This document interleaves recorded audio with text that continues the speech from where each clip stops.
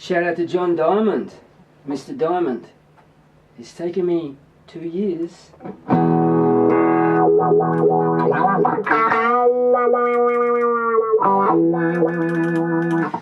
Your wah-wah pedal's fixed.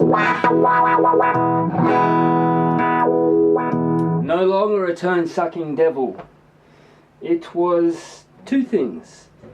The buffer transistor died in it, and the switch. Now, I could have modded this to make it a true bypass pedal. However, in doing that, I would have bypassed the buffer transistor that I just replaced. This is a mod that a lot of people do, because this is not a true bypass in this mode here.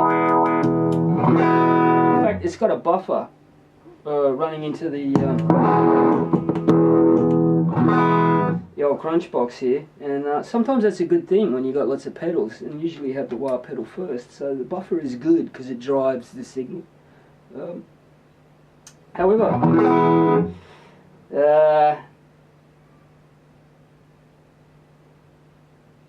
I would have had to change the wiring, so even though the switch I put in, this is because of the kind of switch they use. The bean counters, to save pennies, use a switch that isn't double pole, double toggle, single pole, so less wires. Instead of being able to deal with 2 pairs of wires, it only deals with well, 3, and so it doesn't disconnect part of the circuit, in other words. And this is why potentially this thing can suck tone depending on how you have it set up, even though it's got the buffer. However, I didn't change the wiring in it because I don't know whether you use it to drive other pedals or not. But we can do that, because the new switch I put in is quite capable of turning it into true bypass mode. But anyway, it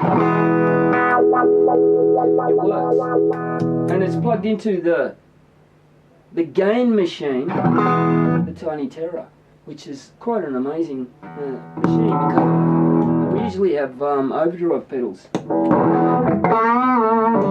like this crunch box to overdrive the signal, but really with a Tiny Terror you don't need to. This thing's capable of so much gain.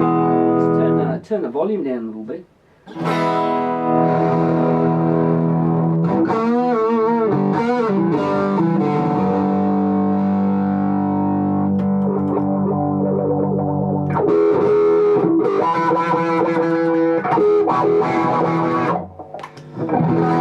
It's a monster.